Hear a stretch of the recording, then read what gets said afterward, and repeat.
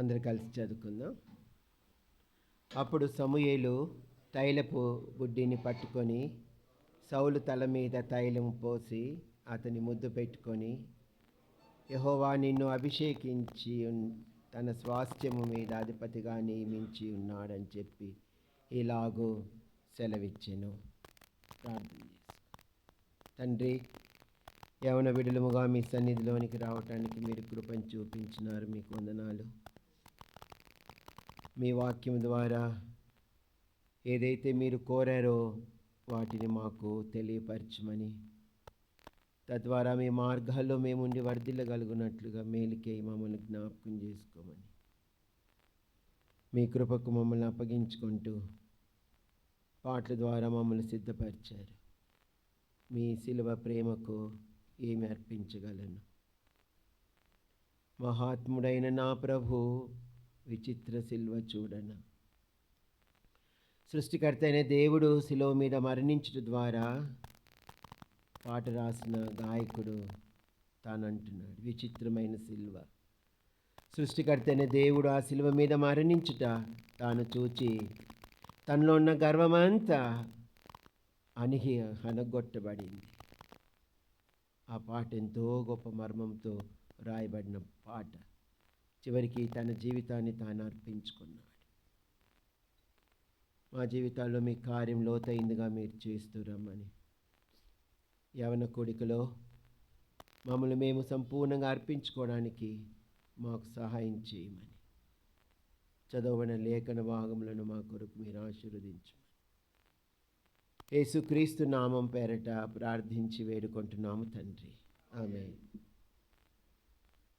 సౌలు ఇశ్రాయేలులకు మొదటి రాజు. ఎన్ని సంవత్సరాలు తాను రాజుగా ఉన్నాడు చెప్పండి? 80, 40. దావీదు 40, కరెక్టా? సొలొమోను ముగ్గురు 40నేనా? అనుమానమా? సౌలు 40 అన్నారు, దావీదు 40, కరెక్ట్. మూడో వ్యక్తి సమూయేలు సొలొమోను. Good, very. ముగ్గురు 40 ఇచ్చారు. దేవుడు వారికి 40 సంవత్సరాలు ఇచ్చారు, కానీ వారు జీవించిన విధానం అనేది చాలా గొప్పది. మనకు కూడా దేవుడు కొన్ని సంవత్సరాలు ఇస్తాడు, అయితే వాటిలో జీవించడం అనేది చాలా ప్రాముఖ్యమైనది. ఎక్కడో ఉన్న సౌలును యవనస్తుడు, తన గురించి ముందు విషయాలు నేను ఎక్కువ చెప్పను. యవనస్తుడు, పట్టుదల కలిగిన వాడు, చాలా అందగాడు, అందరికంటే ఎత్తైన వాడు, సౌందర్యుడు. చూడండి ఆ మాట మనం చదువుదాం. 9వ అధ్యాయం 2వ వచనం. 9:2. అతనికి సౌలు అను ఒక కుమారుడుండెను. అతడు బహు సౌందర్యము గల యవనుడు. ఇశ్రాయేలులో అతని పాటి సుందరుడు ఒకడు లేడు. అతని భుజములు మొదలుకొని పైకి ఇతరుల కంటే ఎత్తు. 3 చక్కని మాటలు రాయబడ్డాయి. యవనుడు, సౌందర్యం గలవాడు, అందరికంటే ఎత్తుగలవాడు, సుందరుడు. ఒకవేళ మనం కొంచెం సుందరంగా ఉంటే ఇక్కడ తంతిల మీద తిరుగుతూ ఉంటాం. కాస్త కొంచెము అందంగా ఉంటే అసలు ఇంకా భూమి మీదనే తిరగం. ఇంకా నా అంత అందగాడున్నాడా అని అనుకుంటాం. సరే, అవన్నీ మనకు కాదు. కానీ సౌలు గాడిద బాలు తప్పిపోయాయి. వాటిని వెతకటానికి కొరకు పనివారిని ఒకరిని తీసుకొని వెళ్ళిపోయాడు. చాలా దేశాలు తిరిగాడు, ఎక్కడ దొరకలే. సమూయేలు దగ్గరికి వెళ్ళాడు, పనివాడు తీసుకెళ్ళాడు. అయ్యా, ఇక్కడ ఒక దీర్ఘదర్శి ఉన్నాడు, అతడు మన గాడిద బొమ్మల విషయమై తెలియపరుస్తాడు. ప్రవక్త ఉన్నాడు, అతడు ఏమి చెప్పునో అది నెరవేర్చబడును, అతని యొద్దకు వెళ్దామని పనివాడు సౌలుతో చెప్పినప్పుడు సౌలు ఆ మాటను అంగీకరించి సమూయేలు దగ్గరికి వెళ్తాడు. అనేక సందర్భాల్లో ఏమని చెప్పాలా, ఇక్కడ ఒకదాని కొరకు వెళ్తే 2 సంపాదించుకున్నాడు. By 1 get 2. ఒకటి కొంటే ఒకటి ఫ్రీ. లేదా ఇప్పుడు కొనుక్కోలేదా? నేను పోయినా కొన్ని సందర్భాలు ఆఫర్లో పోయినా నేను. అంటే నా కొరకు కాదు, వేరే వాళ్ళ కొరకే. ఇక్కడ ఒకదాని కొరకు వచ్చాడు, ఇంకోటి సంపాదించుకున్నాడు. అసలు గాడిద పాల కొరకు సమూయేలు దగ్గరికి వెళ్ళాడు, కానీ ఆ గాడిద పాలు దొరికాయి. దేవుని యొక్క అభిష్టము నీ యందును ఉన్నదని చెప్పి తాను ఉన్నతమైన స్థాయి రాజుగా తాను నియమించబడ్డాడు. చూడండి, తప్పిపోయిన గాడిద పాలు దొరికినాయి. రెండవది రాజరికము, సింహాసనం దొరికింది. ఒకటికి వెళ్తే ఒకటి దొరికింది. Good, very good. మళ్ళీ మనకేం దొరుకుద్దో తెలీదు. ఆ ఒకటి కూడా పోగొట్టుకుంటామో ఏమో. అయితే దొరికినప్పుడు తాను ప్రభు కొరకు ఏ విధంగా జీవించాడో అది చాలా ప్రాముఖ్యమైంది. మన జీవితంలో యవన బిడ్డలంగా మనం ఎక్కడో ఉంటిమి. దేవుడు తన కృపను బట్టి మనల్ని రక్షించి సంఘములో చేర్చి దేవుని యొక్క ప్రేమను, దేవుని బిడ్డల సహవాసంలో వర్ధిల్లే ధన్యత ప్రభు మనకిచ్చినప్పుడు మనం ఏ విధంగా జీవించాలో అది చాలా ప్రాముఖ్యమైంది. ఈ యవనుడు తాను ఉన్నతమైన స్థాయిలోనికి వచ్చాడు, రాజుగా చేయబడ్డాడు.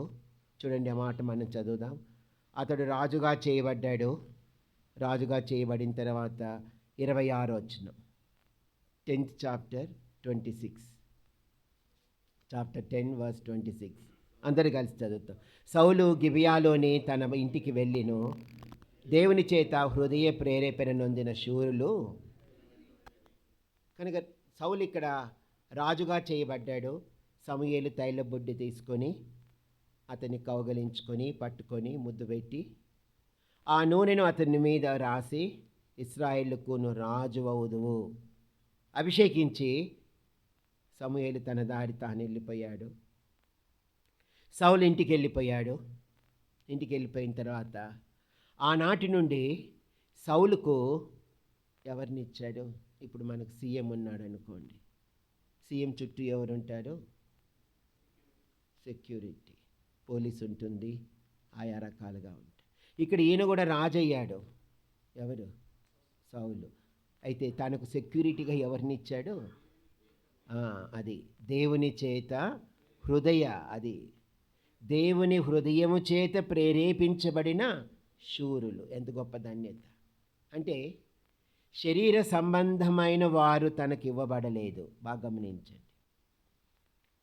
తాను ఆత్మ సంబంధమైన సింహాసనంలోనికి రాబడిన తర్వాత, సమూయేలు తనను అభిషేకించిన తర్వాత దేవుని చేత హృదయ ప్రేరేపణ నొందిన శూరులు అతని వెంట వెళ్ళిరి. ఎంత గొప్ప ధన్యత ఇచ్చారు. అయితే దాన్ని కాపాడుకున్నాడా? అది చాలా ప్రాముఖ్యమైనది. చివరికి తన జీవితంలో దానిని కాపాడుకోలేకపోయాడు. దేవుని బిడ్డలారా, యవన బిడ్డలారా, దేవుడు మనకి ఏదైతే ఇచ్చాడో దాన్ని కాపాడుకోవడం అనేది చాలా ప్రాముఖ్యమైనది.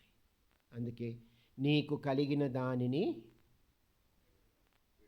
గట్టిగా పట్టుకో, జార విడిచెదవేమో.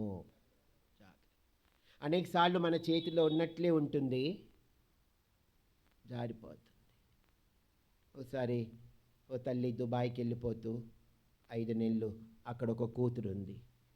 కూతురు దగ్గరికి వెళ్తూ ఎయిర్పోర్ట్లో చెప్తుంది చిన్న బిడ్డకు, బిడ్డా జాగ్రత్త జాగ్రత్త, ఆ కీ ఉంది కదా, లాకర్కి జాగ్రత్తగా పెట్టుకున్నావా? మమ్మీ ఉందిలే మమ్మీ, జాగ్రత్తగా పెట్టుకున్నా, జాగ్రత్తగా ఉందిలే అని అనుకుంటుంది. వాళ్ళ మమ్మీని ఎయిర్పోర్ట్లో వదిలేశారు. బాయ్ బాయ్ మమ్మీ అని చెప్పాడు. చెప్పి అక్కడి నుండి మళ్ళా ఇంటికి సీదా రాకుండా ఆ నుంచి ఇంకో చోటికి వెళ్ళారు.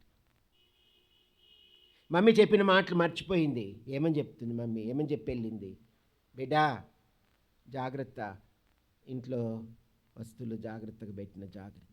ఓకే మమ్మీ, ఓకే అన్నది. అక్కడంతా ఎయిర్పోర్ట్ నుండి అక్కడ ఇక్కడ అంతా తిరిగి, ఫ్రెండ్స్ దగ్గర అంతా తిరిగి, ఇంటికి వచ్చే లోపల శత్రువు ఇంట్లో జొరబడి ఏదైతే జాగ్రత్తగా ఉంచమని చెప్పిందో దాన్ని శత్రువు తీసుకెళ్ళిపోయాడు. అప్పటి వరకు ఆ బిడ్డ అనుకున్నది జాగ్రత్తగా ఉంది, జాగ్రత్తగా ఉంది అని అనుకుంటుంది. చూడండి, ప్రకటన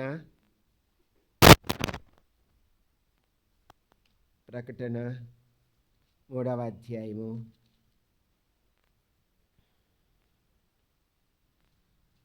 11వ వచనం. ప్రకటన 3:11. అందరూ కలిసి చదువుకుందాం. నేను త్వరగా వచ్చుచున్నాను, ఎవడునూ నీ కిరీటము అపహరింపకుండునట్లు నీకు కలిగిన దానిని. అది సౌలు తన జీవితంలో దేవుడిచ్చింది గట్టిగా పట్టుకోలేకపోయాడు, జార విడిచాడు. పట్టుకున్నాను అనుకున్నాడు, అది వెళ్ళిపోయింది. దేవుడు తనకిచ్చిన టైంలో తాను రియలైజ్ కాలేకపోయాడు. కొన్ని సందర్భాలు మనం చూద్దాం. 4 సందర్భాలు మనం చూసి మనం ముగించుకుందాం. చూడండి, 15th chapter, 1 Samuel 15th chapter 13th verse, 13. 15 verse 13 అందరు కలిసి చదువుకుందాం. తర్వాత అతడు సౌలు నొద్దకు రాగా సౌలు, యెహోవా వలన నీకు ఆశీర్వాదము కలుగునుగాక, యెహోవా ఆజ్ఞను నేను నెరవేర్చి తిననగా. చూడండి, ఇక్కడ తాను చేసిన తప్పును తాను గ్రహించక ఎంత గ్రుడ్డితనంలో తానున్నాడంటే, మళ్ళా సమూయేలుతో తానంటున్నాడు, యెహోవా వలన నీకు ఆశీర్వాదం కలుగునుగాక, యెహోవా ఆజ్ఞను నేను నెరవేర్చితిని. కనుక దేవుని ఆశీర్వాదం అంటే ఏంటో ఎరుగును, దేవుని ఆజ్ఞ అంటే ఏంటిదో ఎరుగును, తద్వారా వచ్చే ఆశీర్వాదం ఏంటో సమస్తము ఎరిగిన సౌలు తన జీవితంలో వాటికి లోబడలేకపోయినాడు, వాటిని హత్తుకొని జీవించలేకపోయాడు. మొట్టమొదటి సందర్భం మనం చూద్దాం. చూడండి, 13వ అధ్యాయము 11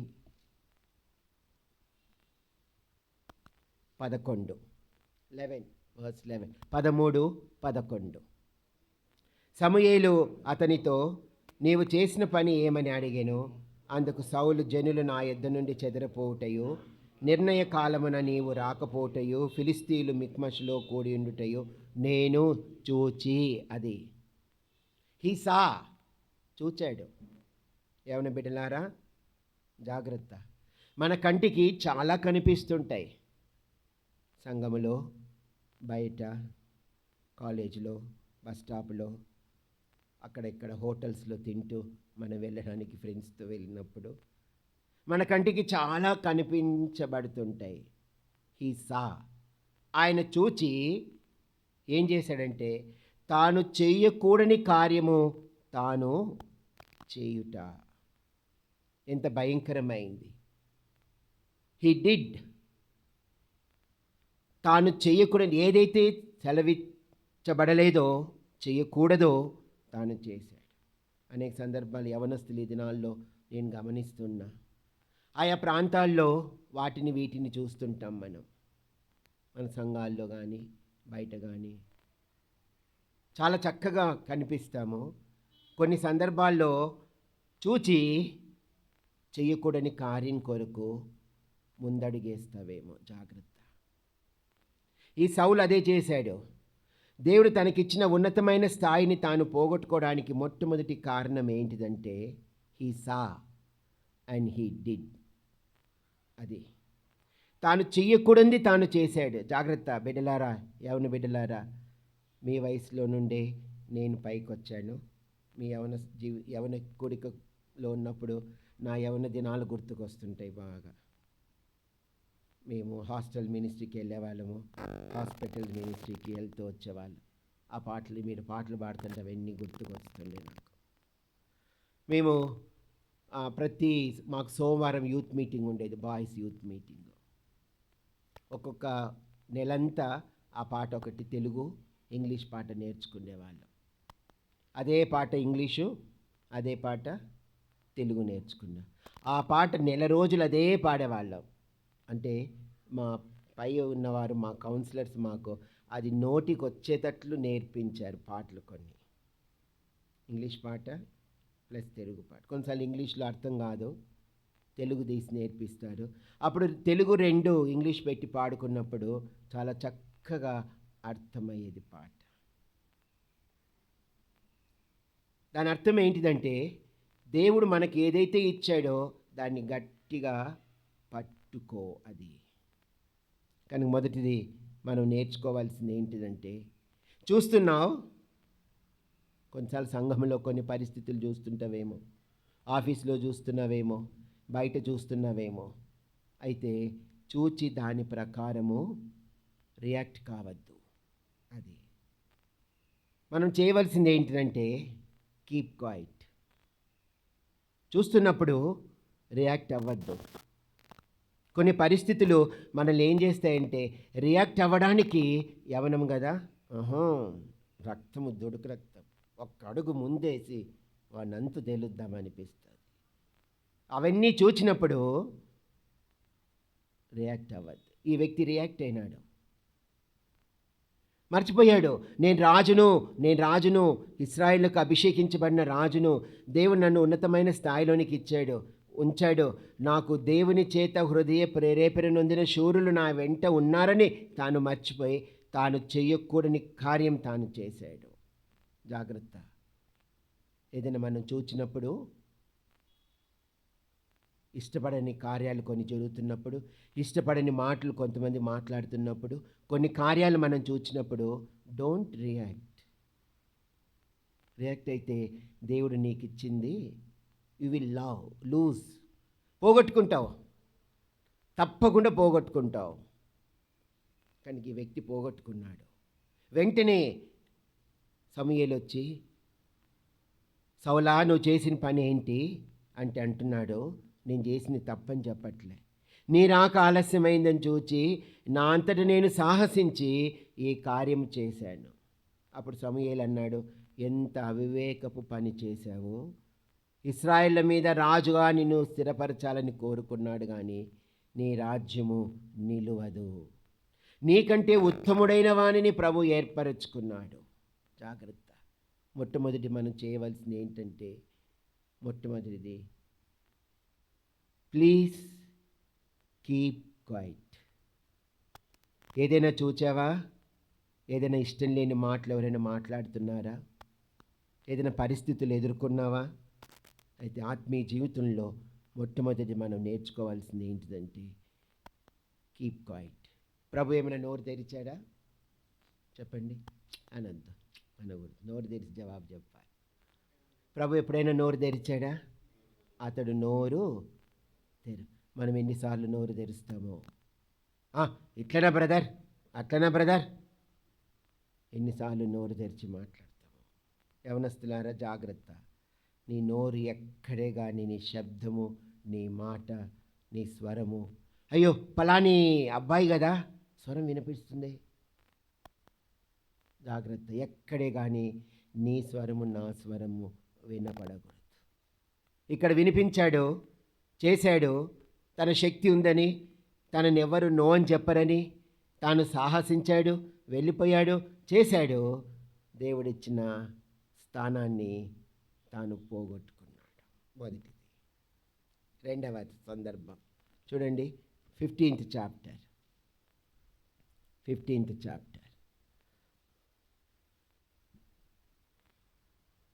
11th verse. 15th chapter 11th verse.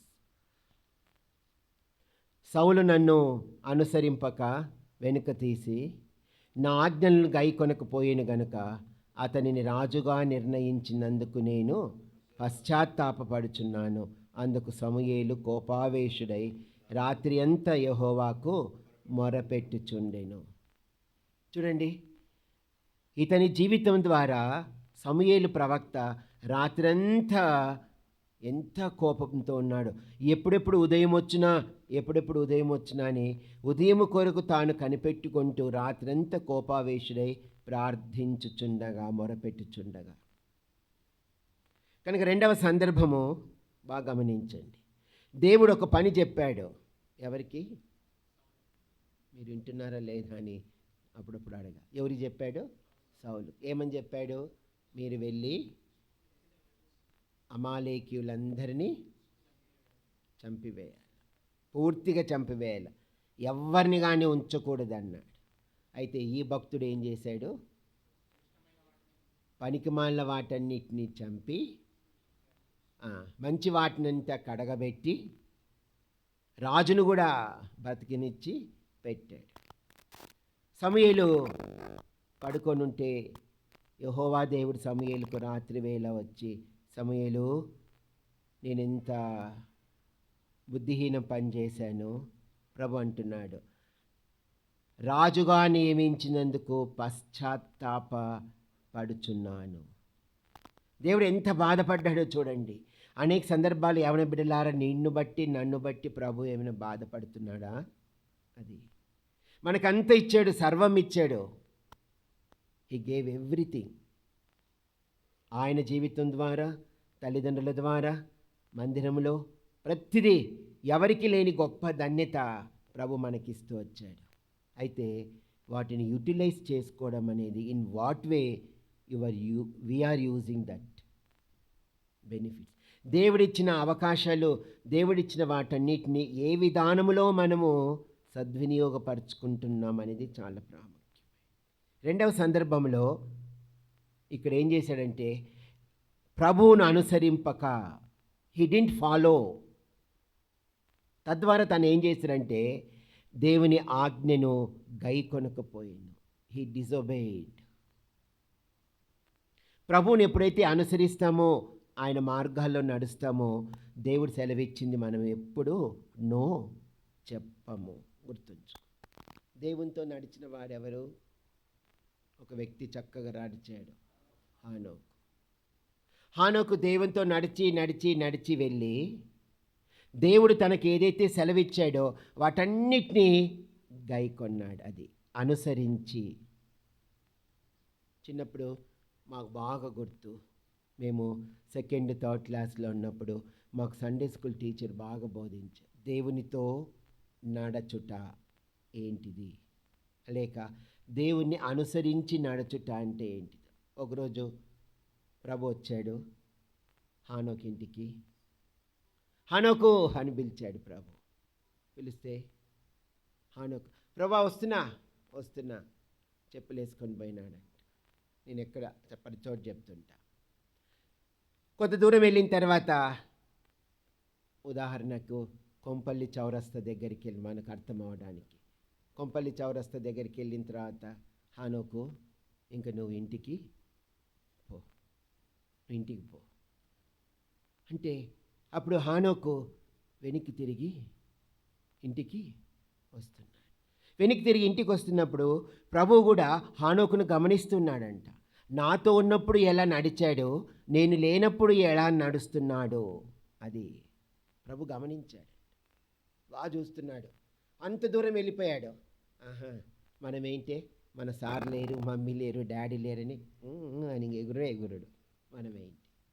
అయితే ఇక్కడ ఈ భక్తుడు ప్రభుతో నడిచాడు కాబట్టి, ఎలా నడిచాడో అలాగే అనుసరించాడు. ఇంటికి వెళ్ళిపోయాడు. తర్వాత మళ్ళీ ఇంకొకసారి ప్రభు వచ్చాడు. వచ్చి, హానోకు, ప్రభు వస్తున్నా. సో ఈ రెండవ రోజు హానోకుని తీసుకెళ్ళి అక్కడ ఇంకొక చౌరస్తా, అక్కడెక్కడో వస్తుంది, ఏం పేరు, ఇటు కాదు, ఇంకా మేడ్చెల్ చౌర, నాకు తెలిసింది చెప్తాను. మేడ్చెల్ చౌరస్తా అంత దూరం పోయినాడంటే. ఎవరెవరు? హానోకు, ఇద్దరు నడుచుకుంటాం. ఆ మేడ్చెల్ చౌరస్తా దగ్గరికి వెళ్ళిన తర్వాత హానోకేమో ఛాయ్ తాగాలనిపిస్తుంది. అక్కడ సమోసాలు ఉన్నాయి, కురుకుర్లు ఉన్నాయి, బిస్కెట్లు ఉన్నాయి, ఏమేమో వాడు కొడుతూనే ఉన్నాడు, ఎట్లా అట్లా ఫాస్ట్ ఫుడ్ సెంటర్ శబ్దాలు వినిపిస్తున్నాయి. అయితే హానోక్ ఏం చేసినాడు? పక్కన ఎవరున్నారు చెప్పండి? దేవుని బట్టి అన్నీ పోగొట్టుకున్నాడు. He left everything because he is walking with the Lord. అది ప్రభుతో నడుస్తున్నాడు కాబట్టి తనకిష్టమైనటువన్నీ పోగొట్టుకున్నాడు. ఆయన్ని అనుసరించి నడుచుట, నడిచి వెళ్ళిపోయాడు. చాలా దూరమైన హానోకు ఇంటికి వెళ్ళిపో అన్నాడు. అన్న తర్వాత ఇంటికి వచ్చేసాడంట. ఇంటికి వచ్చి మనమేంటి ఒక్క ఛాయ్ కూడా ఇప్పించలే, ఎంత పీసినారోడు వీడు. కనీసం ఒక సమోసా కూడా లేదా? వేడి వేడి సమోసాలు అక్కడ ఉంటే, మమ్మీ ఇక వస్తే నేను లేనని చెప్పు, నేనైతే చెప్పింది. అంత దూరం నడిపించి కనీసము కూల్ డ్రింక్ కూడా లేదా? చూడండి, హానోకు దేవునితో నడుస్తూ తనకిష్టమైనటువన్నీ ఇక్కడ మాట ఏంటంటే నన్ను అనుసరింపక. అది ఎప్పుడైతే ప్రభువుని అనుసరించి మనం నడుస్తామో ఆయన చెప్పిన మాటకు, ఆజ్ఞకు కంపల్సరీ మనం విధేయత చూపిస్తాం. ఇక్కడ ప్రభువుని అనుసరించి నడవడానికి ఇష్టపడలే, పోగొట్టుకోవడానికి ఇష్టపడలే, అన్నీ కావాలనుకుంటూ వచ్చాడు. అయితే చివరికి ఆజ్ఞను తృణీకరించి, సరే మరొక రోజు వచ్చాడు. ఎవరు? ప్రభు వచ్చాడు. ఎవరి ఇంటికి? హానోకు ఇంటికి వచ్చి హానోకు మనవాడిని నేనేంటే లేడని చెప్పు. అయితే హానోకు సంతోషంగా వెళ్ళిపోయాడంట. వస్తున్నా ప్రభా వెళ్ళిపోయి నడిచి హెబ్రోన్ వరకు వెళ్ళిపోయాడంట. వెళ్ళిపోతే ప్రభు అన్నాడంట, హానోకు ఇంత దూరం నన్ను అనుసరించి నడిచి వచ్చావు కదా, ఇంకా నాతో వచ్చేవా.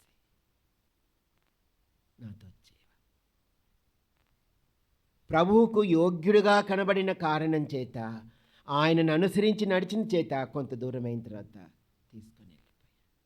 అయితే ఇంటి వాళ్ళు తెలుసు, మా పప్ప ఉంటే ఇంట్లో అన్న ఉంటాడు, లేకపోతే ప్రభుతో అన్న నడుస్తాడు. ప్రభు స్తోత్రం.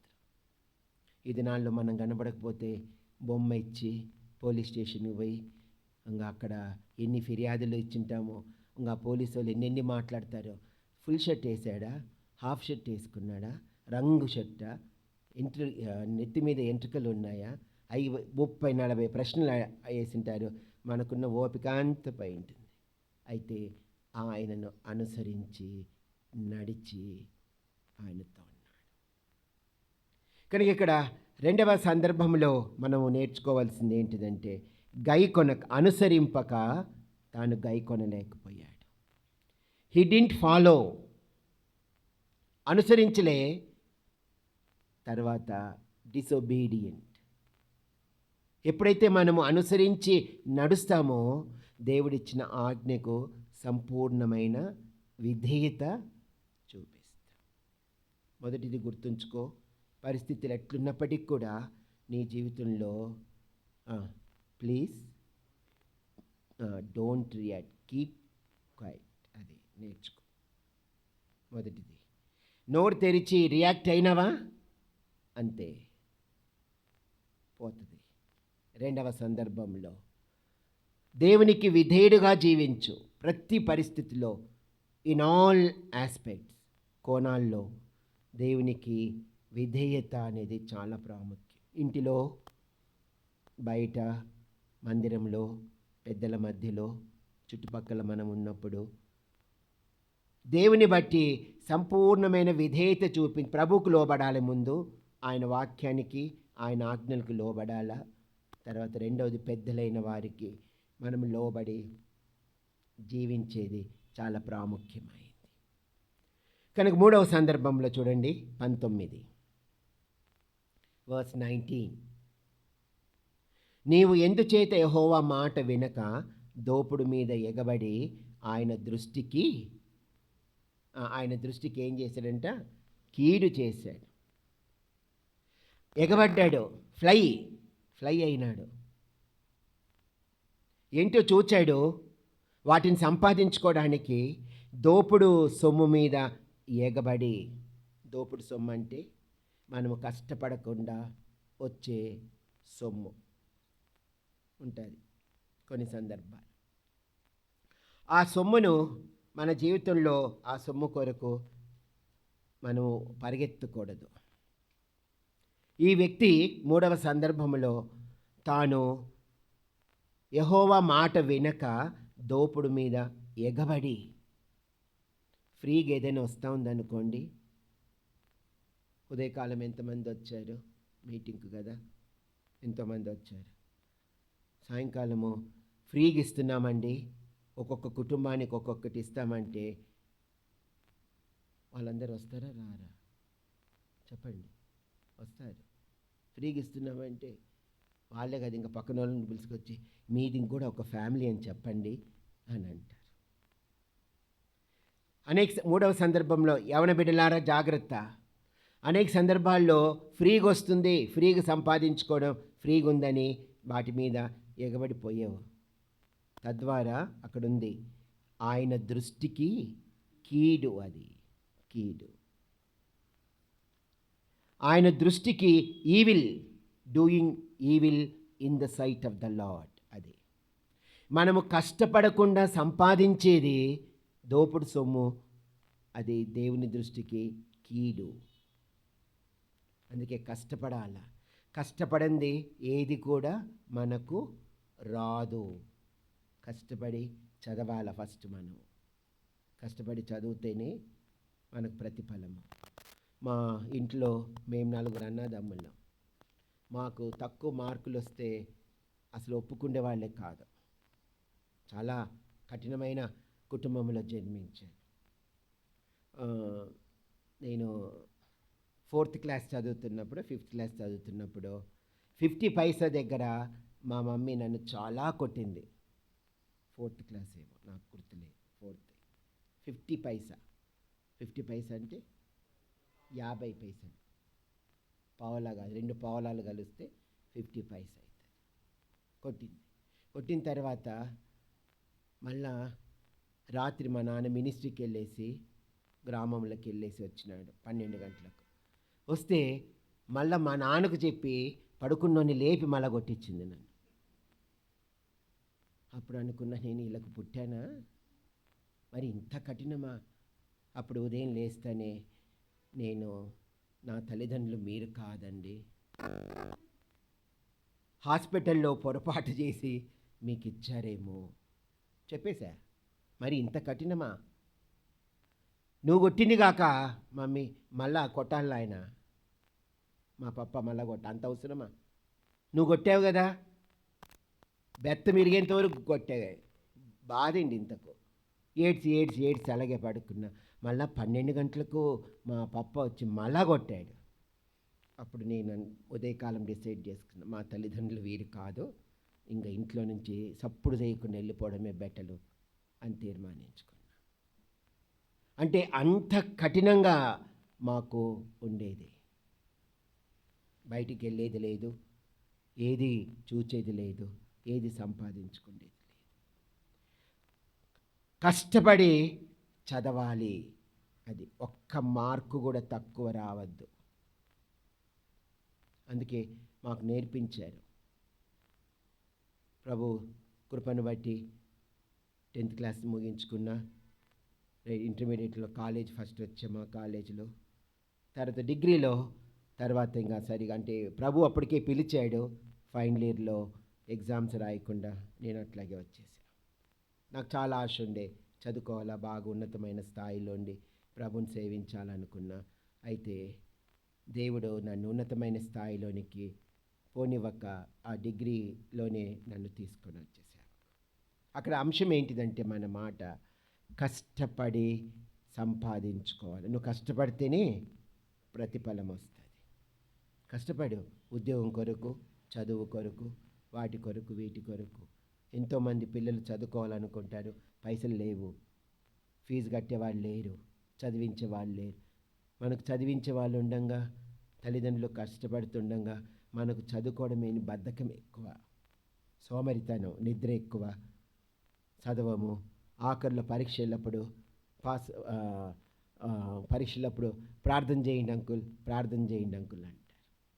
10th క్లాస్ చదివి కూడా కొంతమంది ఎంఎస్సి చేస్తారు తెలుసా? అంటే మాస్టర్స్ ఇన్ డిగ్రీ కాదు. మొన్న ఒక అబ్బాయి 10th క్లాస్లో ఉండే 2 సంవత్సరాలకి నువ్వు ఏం చేస్తున్నావు అని అంటే, నేను ఎంఎస్సి చేస్తాను అంకుల్ అన్నాడు. ఏందిరా అప్పుడే ఎంఎస్సికి పోయినావా అంటే, అవును అంకుల్ నేను ఎంఎస్సి చేస్తాను. మళ్ళీ వాడు సిగ్గు లేకుండా, ఎంఎస్సి అంటే తెలుసా అంకుల్ అన్నా. నాకేం తెలుసురా అని చెప్పి, మార్చి సెప్టెంబర్ కంటిన్యూ. మార్చికి రాస్తుంటాడు, సెప్టెంబర్కి రాస్తుంటాడు, కంటిన్యూగా పాస్ అయ్యేది లేదు వాడు. 10th క్లాస్ ఎంఎస్సి అది. అట్లుంటాం, చదవము, కష్టపడము, ఇష్టపడము, కష్టపడి చదవాలి. అది అన్యులైన పిల్లలు చూడండి ఎంత కష్టపడి చదువుతారు, పేద పిల్లలు చూడండి ఎంత కష్టపడి చదువుతారు. అందుకే ఇక్కడ 3వ సందర్భంలో ఈ రాజు తాను చేసింది ఏంటిదంటే, దేవుడు తనకిచ్చిన వాటి చేత తృప్తి చెందక, అది we did not satisfy what the Lord has given to us. దేవుడు మనకి ఏదైతే ఇచ్చాడో వాటి చేత తృప్తి చెందక దోపుడు మీద ఎగబడ్డాడు. ఉచితంగా వస్తుంది కదా, వాటి మీద తాను ఎగబడి ఏం చేశాడంట, దేవుని దృష్టికి కీడు చేశాడంట. ఎంత భయంకరం! నీది కాంది నాది కాంది అది మనకు వద్దు, అది గుర్తుంచుకో. లాక్డౌన్ టైంలో ఉంది కదా, లాక్డౌన్ టైంలో 2000 రూపాయలు రోడ్డు మీద పడినా కూడా ముట్టినారు ఎవరన్నా? అబ్బో, ఏది ముట్టొద్దు అని చెప్పేవా. నేను లాక్డౌన్ పీరియడ్లో నాకు బోరు కొట్టేది, ఒక్కడనే ఉండేవాడిని. అప్పుడు నేనేం చేశానంటే, నేను చేసినట్టు చేయొద్దండి మీరు, ముందే చెప్తాను. అప్పుడు నేనేం చేశానంటే 5 కిలోలు బియ్యము, 2 కిలోలు పప్పు కొనుక్కొని బండికి పెట్టుకున్నా. రూమ్లో చాలా అంటే ఉండి బోరు కొట్టేది. అట్లా తిరిగి రావాలని చెప్పేది, ఆ 2 పెట్టుకొని బండికి తిరిగి వచ్చాను. పోలీసుడు ఆపాడు అనుకో, ఏం తిరుగుతున్నావు అంటే, పప్పు కూడా కొనొద్దా, తిండి కూడా తినొద్దా, ఎప్పుడు అదే ఉండేది. ఒకసారి ఒక పోలీసుడు, ఎప్పుడు ఇదే కొంటావా, ఇంకేది కొనవా అన్నాడు.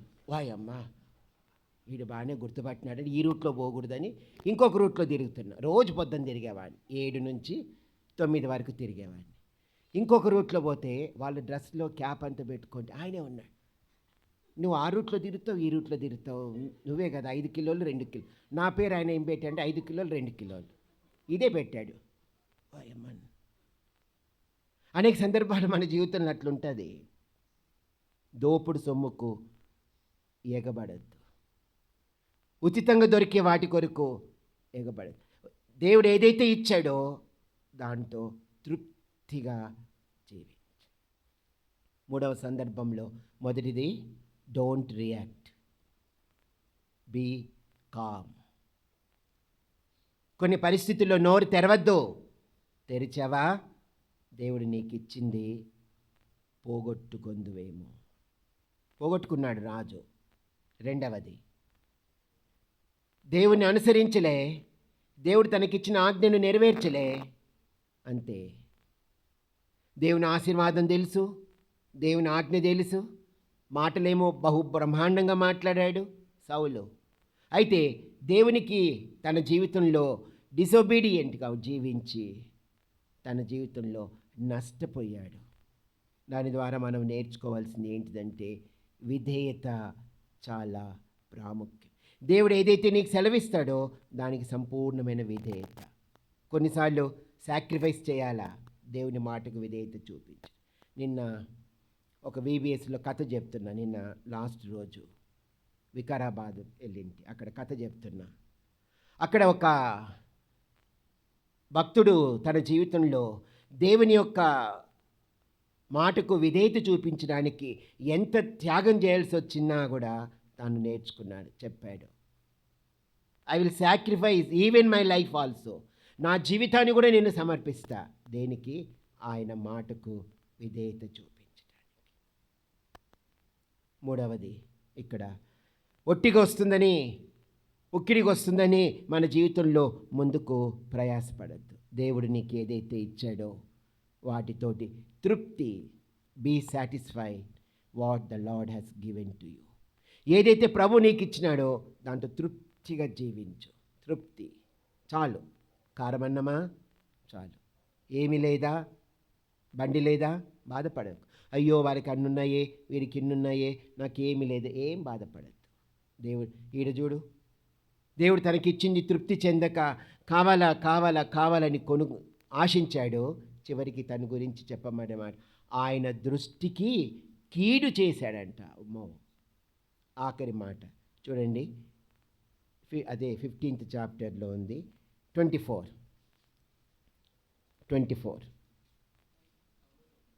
సౌలు జనులకు జడిసి వారి మాట వినినందున నేను యెహోవా ఆజ్ఞను నీ మాటలను మీరి.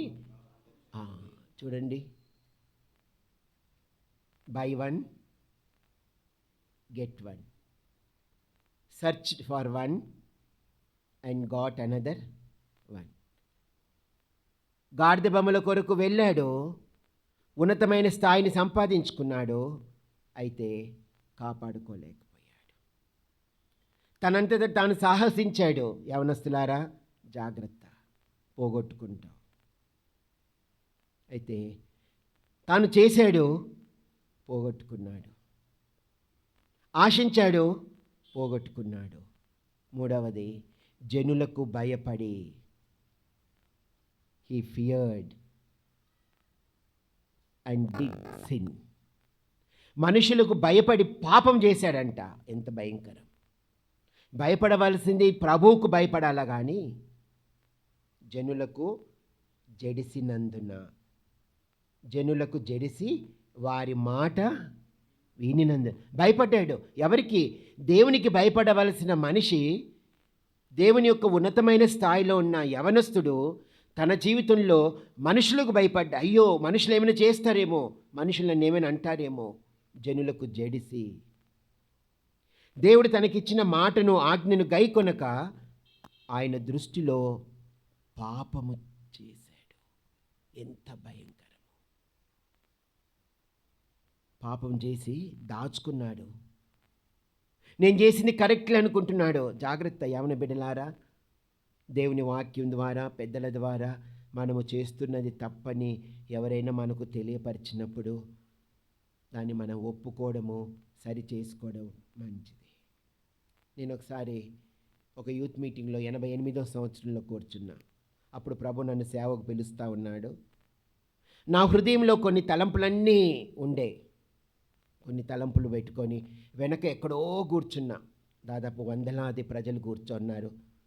చాలా నిరుత్సాహమైన సందర్భంలో ఉన్నా. ప్రభు నన్ను అప్పుడు సేవ పిలుస్తూ ఉన్నాడు. సేవ చేయాలన్నా, సేవకు వెళ్ళాలన్నా, స్టడీస్ చదవాలన్నా చాలా తబ్బిబ్బులో ఉంటే, అనేక సంవత్సరాలు చాలా తబ్బిబ్బులో ఉన్నా.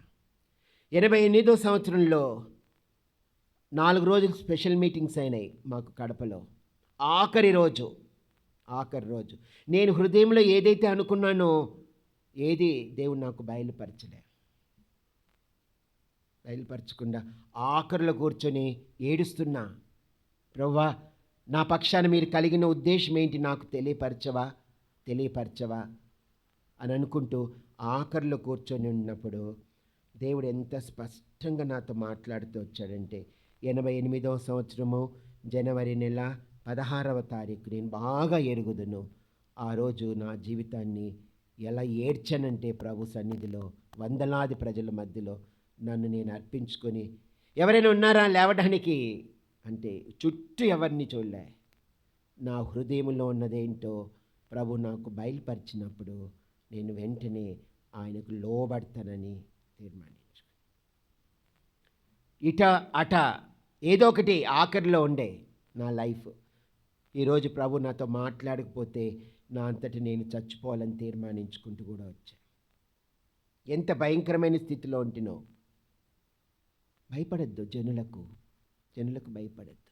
ఈ వ్యక్తి 4వ సందర్భంలో జనులకు భయపడ్డాడు, దేవుని దృష్టిలో పాపం చేశాడు, అంతే మటాష్ అయిపోయి మర్చిపోయాడు తన స్థానం ఏంటిదో, తాను ఎక్కడి నుండి వచ్చి ఏ స్థానంలో కూర్చున్నాడో ఈ యవనస్తుడు మర్చిపోయాడు. టోటల్గా ఈ ఫర్గాటన్ ఎవ్రీథింగ్, జీరో అయిపోయాడు. మనుషులే తను కనపడ్డారు, తన చుట్టూ ఉన్న వారే కనపడుతూ వచ్చారు, తన స్నేహితులే కనపడుతూ వచ్చారు, వాటికే ప్రాముఖ్యత ఇచ్చాడు. దేవుని ఆజ్ఞకు, దేవుని మాటకు, దేవుని యొక్క ఆశీర్వాదానికి, దేవుని యొక్క ఉన్నతమైన స్థాయి, దేవుని యొక్క సింహాసనానికి ఏది తన జీవితంలో ప్రాముఖ్యత ఇలా జీరో చేసుకున్నాడు, వెళ్ళిపోయాడు. యెహోవా పశ్చాత్తాపపడెను. ఎంత భయంకరం! ఒకవేళ నిన్ను బట్టి నన్ను బట్టి ప్రభు పశ్చాత్తాపడుతున్నాడేమో. ఇక్కడ అంటాడు, రెండో మాట ఉంది, ఏమని? అక్కడ ఇశ్రాయేళ్ల మీద రాజుగా నిర్ణయించినందుకు యెహోవా. ఇంకొక మాట కూడా ఉంది, ఏంటది? పశ్చాత్తాపపడడు. 29 అందరు కలిసి చదువుకుందాం.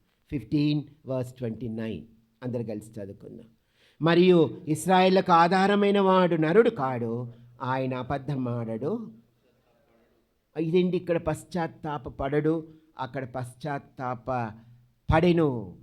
అవును, అంటే పశ్చాత్తాపపడి తన ఉద్దేశాన్ని, తన తీర్మానాన్ని మార్చుకుంటాడేమో అనుకున్నాడు సౌలు. కాలే, నేను నా తీర్మానమే తీర్మానము, నా పట్టుదలే పట్టుదల. ప్రభు ఒక్కసారి ప్రభు దృష్టిలో చెత్త అయిపోయావా, భూమి మీద మనకు పనికే రాదు, గుర్తుంచుకో.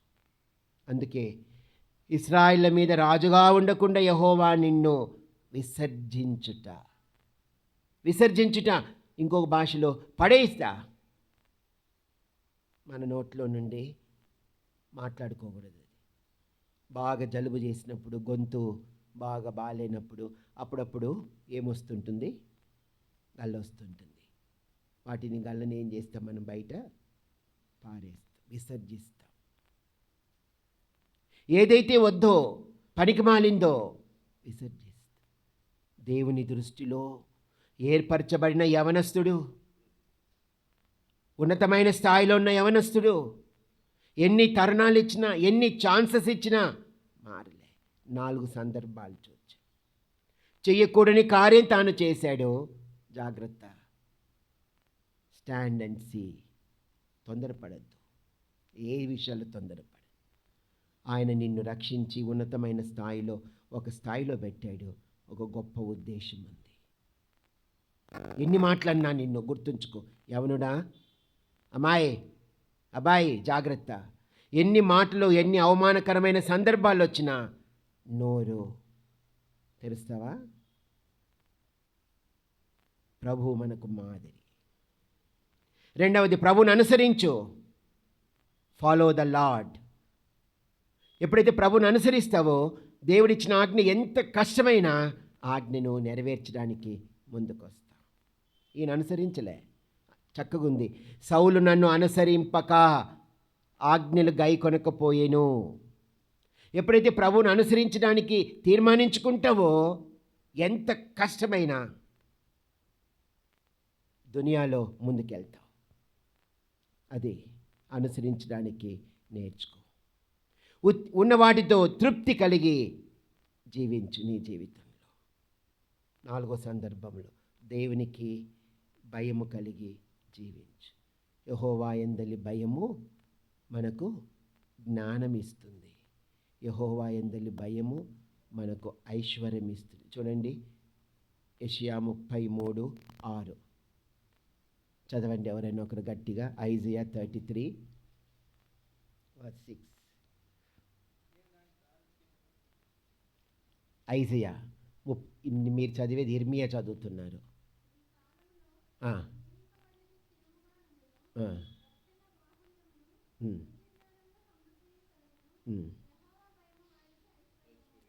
యెహోవా భయం వారికి ఏమి ఇచ్చిందంట? ఐశ్వర్యం కొరకు నువ్వు ప్రయాసపడిన అవసరం లేదు యవనస్తుడా, గుర్తుంచుకో. దేవుని యందలి భయము నీ జీవితంలో ఉంటే ఆటోమేటిక్గా ఆ ఐశ్వర్యమే నీ వద్దకు పరిగెత్తి వస్తుంది. గుర్తుంచుకో. కనుక ఇంకొకటి, యెహోవా యందు భయము కలిగి ఉంటే నీ అక్కర తీర్చబడుతుంది.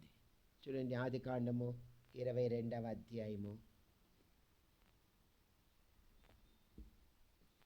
12వ వచనం అనుకుంటా. చూడండి, ఆదికాండము 22వ అధ్యాయము 12వ వచనం.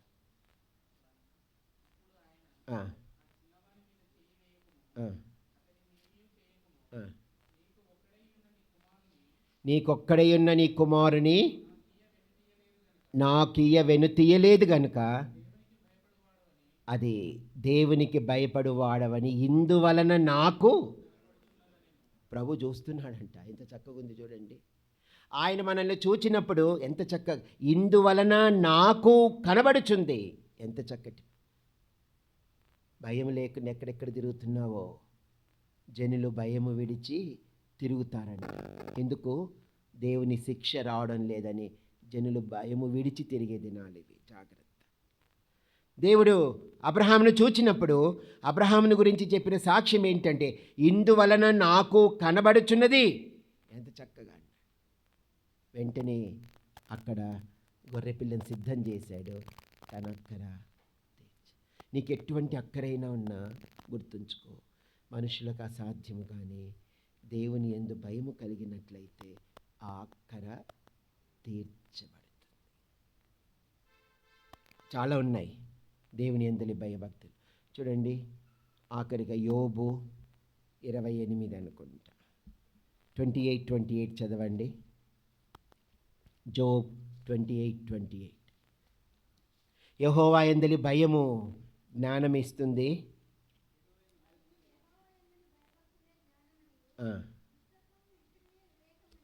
అది దుష్టత్వము విడుచుటయే. అది డిపార్ట్ ఫ్రమ్ ద ఈవిల్. అది దుష్టత్వం నుండి దూరంగా వెళ్ళిపోవాలంటే యెహోవా యందలి భయమే. యెహోవా యందలి భయము మనకు జ్ఞానం ఇస్తుంది. 11 లాస్ట్ వర్డ్స్లో ఉంది. కీర్తన 111 10 ఉంది. యెహోవా యందలి భయము మనకు జ్ఞానం ఇస్తుంది. చూడండి, ఆ మాట చదవండి ఎవరన్నా. అది చాలు. కనుక ఇక్కడ సౌలు తన జీవితంలో దేవుని యందలి భయము విడిచిపెట్టి మనుషులకు భయపడ్డాడంట. భయపడి తన జీవితంలో పాపం చేశాడు. ఎంత భయంకరమైన పాపము తాను చేసి దేవుని దృష్టిలో తనకిచ్చిన ఉన్నతమైన స్థాయిని తాను పోగొట్టుకుంది. ప్రియమైన యవన బిడ్డలారా, సౌలు యొక్క జీవితంలో మనం చదివాం. అతడు యవనుడు, సౌందర్యము గలవాడు, అందరికంటే ఎత్తుగలవాడు, సుందరుడు, చాలా చక్కనోడు, సుందరుడు. ఈ సుందరుడు తన జీవితంలో ఒకదాని కొరకు వెళ్తే దేవుడు ఇంకొకటి ఇచ్చాడు, రెండింటినీ కాపాడుకోలేకపోయాడు. అయిపోయి ఒట్టిగొచ్చింది కదా అనుకున్నాడేమో, అంత సీరియస్గా తీసుకోలేదేమో. ఆత్మీయ జీవితంలో బహు జాగ్రత్తగా జీవించు అనుకుండేవు. కాదు, 4 సందర్భాలు చూచావు. కాని పని చేశాడు, అనుసరించక అవిధేయుడైపోయాడు, తృప్తి చెందని జీవితంలో జీవించాడు, మనుషులకు భయపడ్డాడు. ఇశ్రాయేలుకు ఆధారమైన వాడు నరుడు కాడు. ఆయన యెహోవా దేవుడని మర్చిపోయాడు. ఆయన పశ్చాత్తాపపడాడు. అబద్ధమాడని దేవుడని తాను గ్రహించలేకపోయాడు. తాను ఏదైతే అనుకున్నాడో, ఏదైతే చేయాలనుకున్నాడో, ఏదైతే సాహసించాలనుకున్నాడో డన్ అంతే చేశాడు. చివరికి నష్టపోయాడు.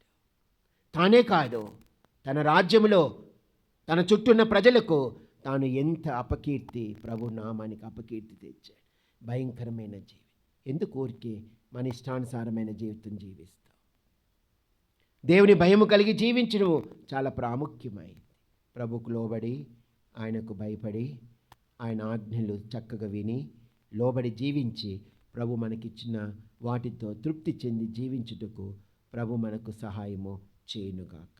ప్రార్థన చేస్తాం.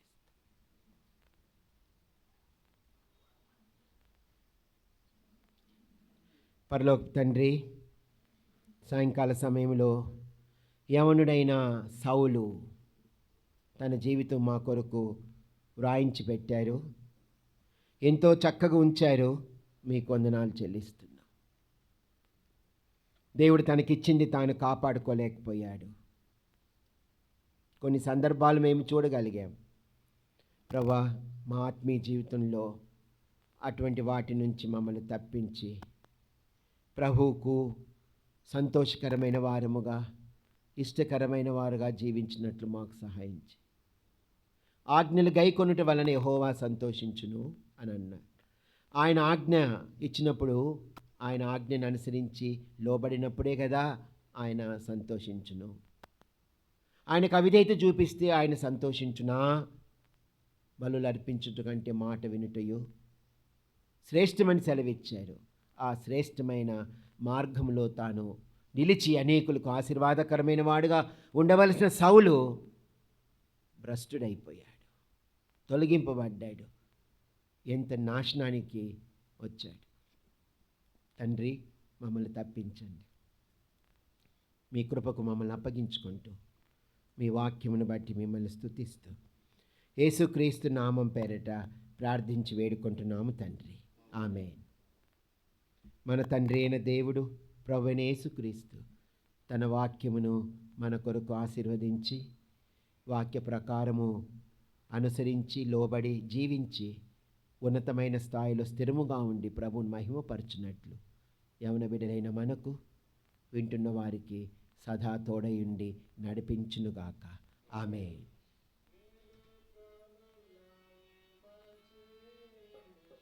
ముందున్న వాటి కొరకై వెనుక ఉన్నవి మరచి, ముందున్న వాటి కొరకై వేగిరా పడుచు ధైర్యముగా ముందుకే సాగుచున్నాను.